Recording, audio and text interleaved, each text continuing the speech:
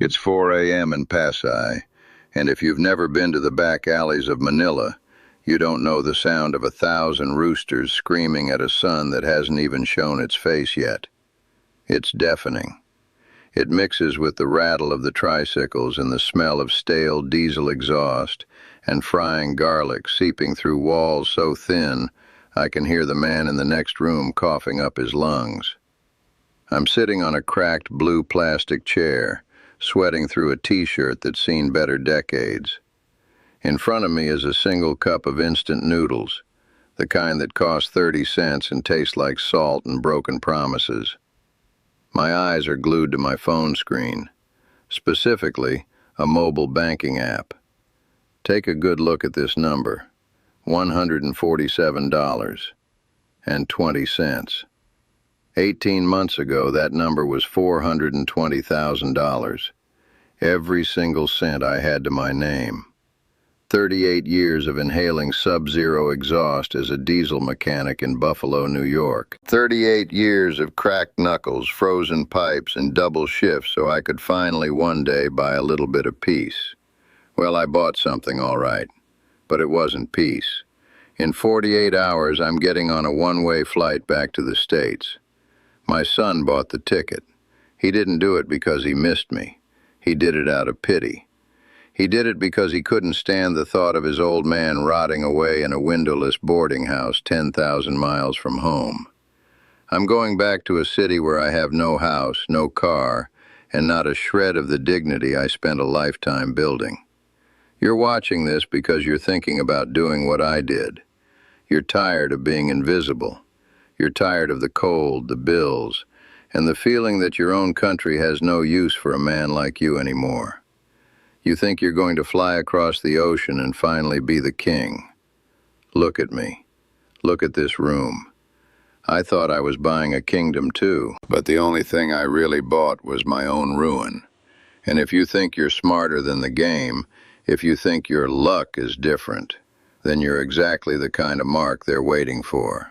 Stay in the cold, kid, because the heat out here, it doesn't just make you sweat.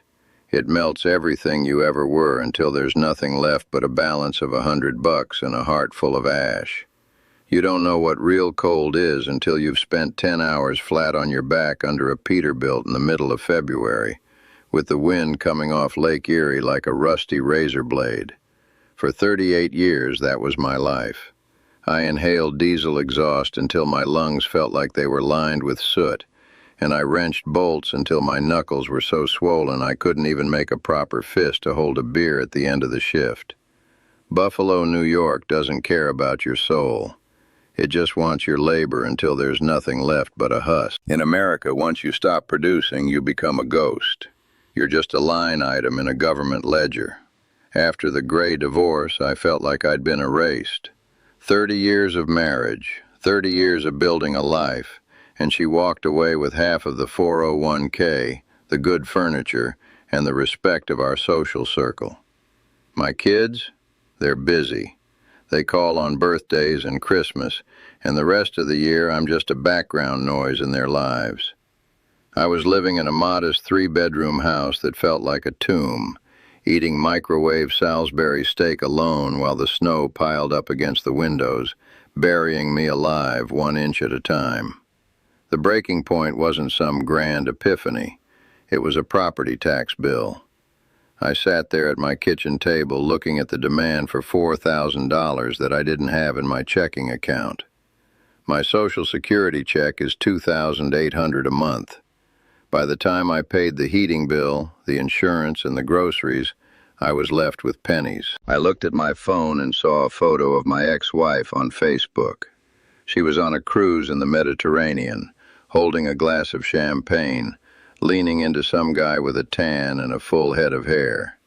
She was living. I was just waiting for my heart to stop. That's when the vlogs started showing up in my feed. Retire like a king in the Philippines, they promised. Traditional women who value a provider. I'd sit there in the dark, the glow of the iPad screen the only light in the room, watching these guys half my age walking on white sand beaches with women who looked like movie stars. They talked about how far the dollar goes. They talked about respect. They talked about being seen. I started doing the math. If I sold the house and my remaining share of the repair shop, I'd have $420,000 in cash. In Buffalo, that's a decent retirement if you're careful. In Manila, according to the internet, it was an infinite fortune. I was 64 years old, and for the first time in my life, I felt like I had a trapdoor to another world. I didn't want to die in the gray. I wanted to see the sun. I convinced myself that I wasn't running away. I was just finally going to get what I was owed. I liquidated every single thing I owned. I sold the tools, the house, the memories, everything, for a pile of green paper and a dream that was designed to swallow me whole. The internet is a dangerous place for a lonely man with a bit of cash and a lot of resentment. It starts with a search, something innocent like best places to retire on Social Security. And before you know it, the algorithm has you pinned. It knows you're cold. It knows you're tired of being invisible. I fell down the rabbit hole of those expats in Southeast Asia Facebook groups. I'd sit there at 2 a.m., the only sound in the house being the hum of the refrigerator and the wind rattling the storm windows, staring at photos of guys who looked just like me. Mechanics, truck drivers, guys with calloused hands and gray hair, sitting at beach bars with a San Miguel in one hand and a woman who looked like a pageant queen in the other. They all had the same smirk, the "I figured it out" look. The math they pitched was intoxicating. They told me that with my $420,000, I wasn't just retired, I was royalty. They said a beer cost $1, a steak dinner was $5, and a luxury condo with a view of the ocean was less than my property taxes in Buffalo. In my head, I was doing the conversion every night. 420,000 wasn't a nest egg anymore. It was a goddamn empire. I felt like I'd discovered a glitch in the Matrix. Then I met Joy. She was 26, with a smile that felt like a warm towel after a long shift in the snow. I found her on a dating site specifically for traditional connections. She wasn't one of those girls in the city clubs with caked-on makeup and a cynical eye. She was from the province, a simple family, she said. She wore sundresses and sent me photos of herself cooking for her parents or helping in a small garden. We'd talk on video calls for hours. The time difference meant I was staying up until dawn, but I didn't care. She'd look into the camera with those big, dark eyes and tell me exactly what I wanted to hear. "Arthur, I don't care about the money," she'd whisper. "In my culture, we respect the man. We value the provider. I just want a man who will be kind to me and let me take care of him." Do you hear that, kid? That's the sound of the trap snapping shut. I was a 64-year-old diesel mechanic with a bad back and a gray divorce scar on my soul. And here was this beautiful, vibrant woman telling me I was her hero. She didn't want a modern guy who wanted to split the check. She wanted me. Or at least she wanted the version of me she'd built in her head. The one with the American passport and the $420,000 liquidation check. I told myself I was being smart. I told myself I was investing in my happiness. I wasn't buying a girlfriend. I was relocating to a more favorable market. That's how we justify it to ourselves, right? We use business terms to cover up the fact that we're desperate to feel important one last time before we die. By the time I clicked buy on that one-way ticket to Manila, I wasn't Arthur Miller from Buffalo anymore. I was a king going to claim his throne. I hadn't even touched the ground yet, and I was already high on a dream that Joy had spent months carefully weaving for me. I thought I was the one holding all the cards because I had the dollars. I didn't realize that in her world the dollars were just the score, and she'd been playing the game since she could walk. The doors of Ninoy Aquino International Airport hissed open, and the humidity hit me like a physical wall. It wasn't just heat. It was a thick, wet blanket that smelled of jet fuel, jasmine, and something sweet and rotting all at once. I stood there, sweat already blooming on my back, clutching a suitcase that contained everything left of my life in Buffalo. And then I saw her. She was standing behind the metal barricade, holding a cardboard sign that said, "Welcome home, Arthur," in bright, hand-drawn letters. She looked even better than she did on the iPad screen. She wasn't wearing some club outfit. She had on a simple white sundress and a smile that made me feel like I'd just won a war. When she hugged me, she didn't just give me a polite squeeze.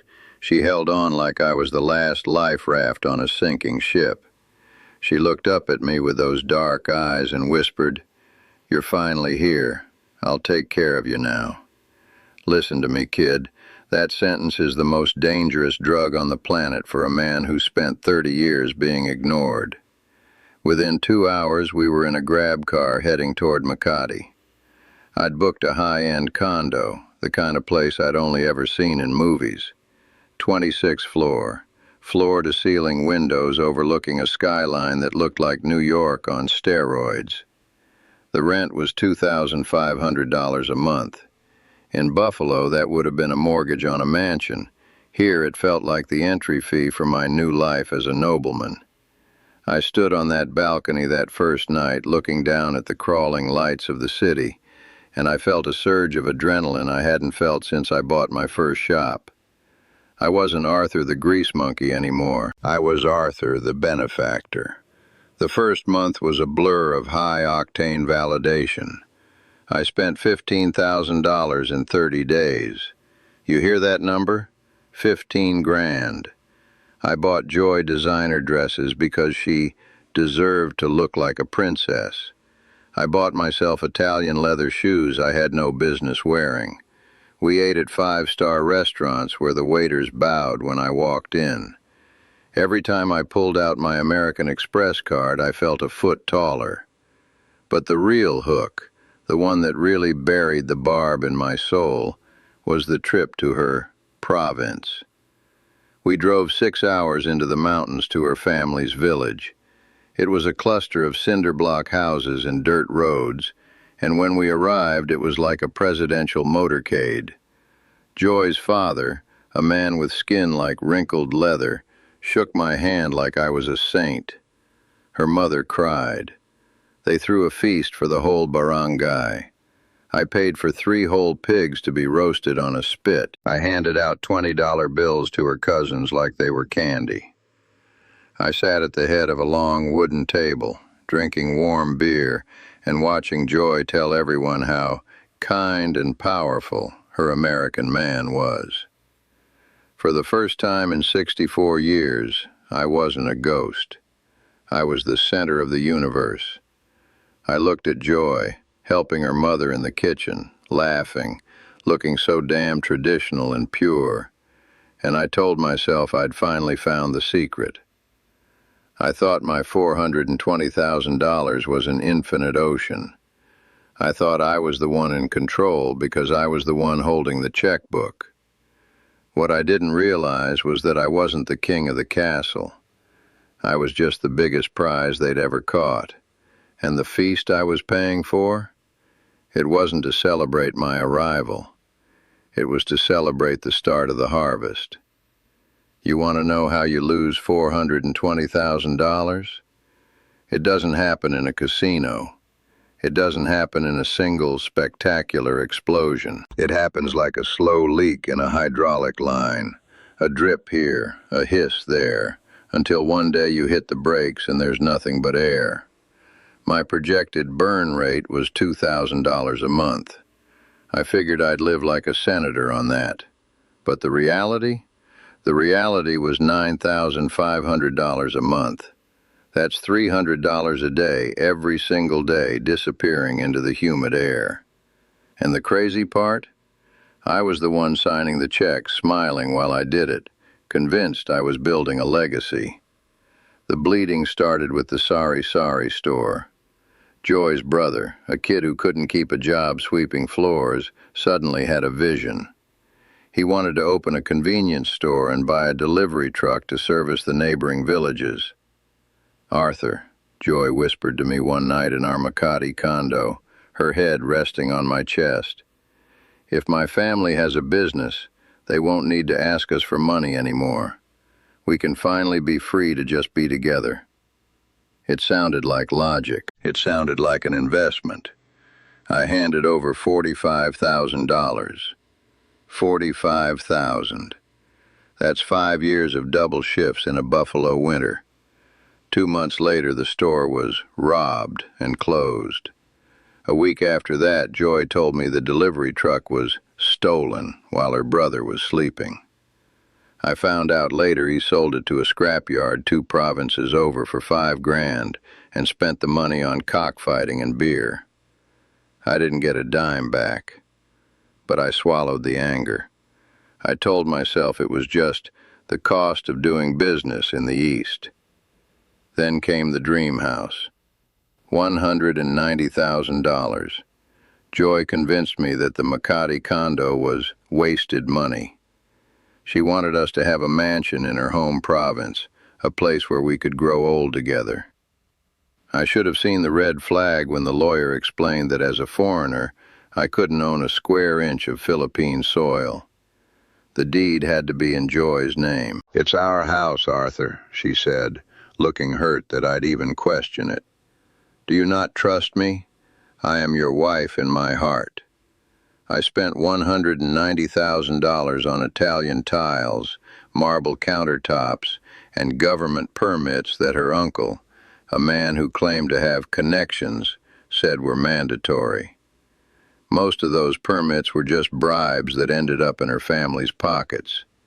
I was building a fortress on a foundation of sand, and I was paying a premium for the privilege.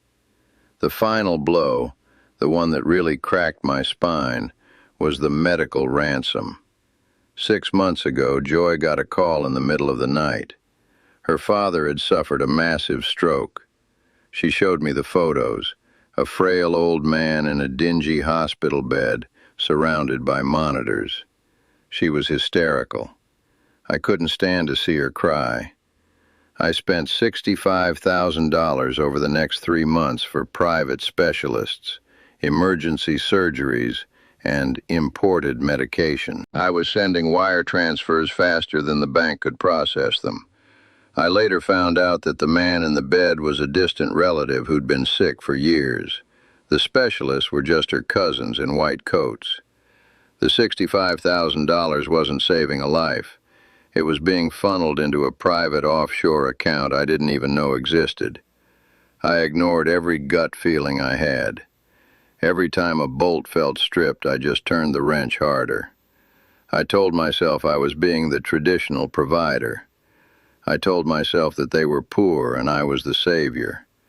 I was so addicted to the feeling of being the king that I didn't care if the crown was made of cardboard and the treasury was empty. I was trading 38 years of honest grease and labor for 18 months of a beautiful, expensive lie. And the worst part? I was the one who kept the lie alive, because the truth that I was just an ATM with a pulse, was too much for an old man's ego to handle. $10,000. That was the tripwire. I sat Joy down in that high-end Makati living room, the city lights twinkling behind me like 1,000 diamonds I couldn't afford anymore.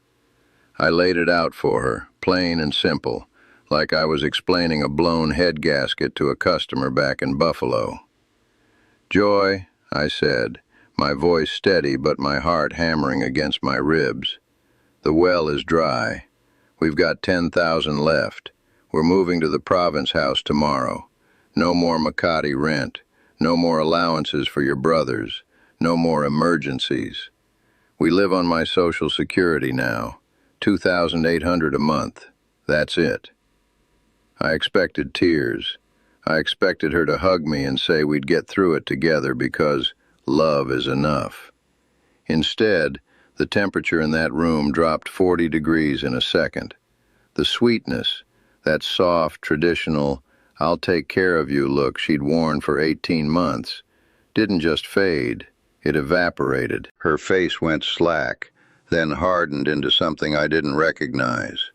Her eyes, those big dark eyes that used to look at me like I was a hero, turned into two pieces of cold black flint. "Move to the province?" she asked, her voice flat and sharp as a razor. "You want me to live in that heat, with no air conditioning, like a peasant, on $2,000? Arthur, you are a big man from America. You are supposed to be a provider. If you have no money, what use are you to me?" The I in "I love you" was gone. It was just you. I tried to argue. I tried to remind her of the house I built for her, the $190,000 mansion in her village. I reminded her of the truck, the store, the medical bills. I was shouting now, venting 38 years of frustration and 18 months of mounting suspicion. I called her ungrateful. I called her family thieves. And that's when I saw it. She wasn't shrinking back in fear. She was leaning in. She was holding her phone at her side, the screen glowing faintly. She wasn't listening to me. She was recording me. She waited until I hit my peak, until I was red-faced and screaming about the money she'd bled out of me. Then she simply stood up, walked to the door, and let in the two barangay police officers who had been waiting in the hallway the entire time. In the Philippines, there's a law called VAWC, Violence Against Women and Their Children. It's a powerful tool designed to protect the vulnerable, but in the hands of a professional, it's a tactical weapon. She didn't need bruises. She had a recording of an aggressive foreigner shouting at a frightened local woman. She had a statement prepared. Within 20 minutes, I was being escorted out of my own luxury condo with nothing but the clothes on my back and my passport. I spent that night in a holding cell that smelled of urine and bleach, realizing the trap was perfect. I couldn't go to the house in the province. There was a protection order barred me from being within 100 yards of her. And besides, the deed was in her name. The truck? Sold. The medical fees? In her secret account. She didn't just break my heart, kid. She performed a surgical extraction of my entire life's work. When the police finally let me go, I stood on a street corner in Manila, watching the sunrise over a city that had chewed me up and spat me out. I realized then that I was never the king. I was just a project. I was a 38-year retirement plan for a woman who never even knew my middle name. The mask didn't slip. She just took it off because the show was over and the tickets were all sold out. I was left with $10,000 in a frozen account and the sudden, terrifying realization that I was an old man with nowhere to go. The roosters have finally shut up for a minute. It's just me, the hum of a faulty ceiling fan, and the realization that the silence is the most expensive thing I've ever bought. Let's do the math. I want you to hear these numbers because they aren't just digits on a screen. They're hours of my life I'll never get back. I started with $420,000. That was my forever money. $45,000 went into a business that didn't exist for a brother-in-law who hated me. $190,000 is currently sitting in a concrete mansion in the mountains, a house with marble floors that I am legally barred from ever stepping foot in again. It's her house now. Her and whatever guy she brings in next. Then there's the $110,000 I bled out for medical emergencies and family support. Money that I now know is sitting in a private account, waiting for her to go shopping once I'm finally out of the country. Add in another $74,853 for the fancy dinners, the Makati rent, and the designer bags I bought just to see her smile. The total? Everything. Minus $147. I sat in that jail cell for 12 hours and I didn't think about the money once. I thought about the grease. I thought about the 3 decades I spent under those trucks in Buffalo, the freezing wind, the cracked skin on my hands, the double shifts on Christmas Day. I traded 38 years of honest, brutal labor for 18 months of playing pretend. I didn't go to the Philippines for love, kid. If I'm being honest, and at this price I can afford to be, I went there to buy a version of myself that didn't exist. I wanted to be the traditional provider. I wanted to be the man who mattered. I looked at her poverty and I mistook it for virtue.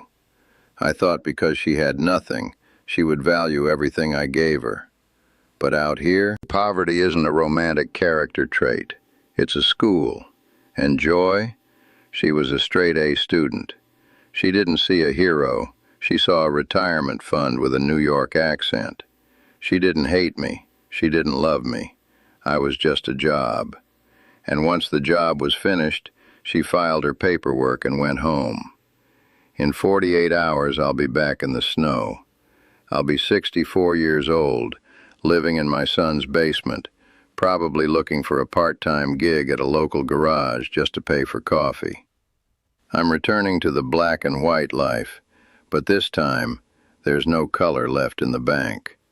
So, here's my warning to you, sitting there in your warm house, watching this and thinking you're the exception. The money is gone, and I can live with that. But the time, the 38 years I spent earning that money, that's the real theft. If you're feeling invisible, if you're feeling unappreciated, if you think you can buy respect with a currency conversion, just stop. Look at this room. Look at my face. Stay in the cold, kid. At least in the cold you know why you're shivering. Out here the sun will keep you warm right up until the moment it burns you to ash.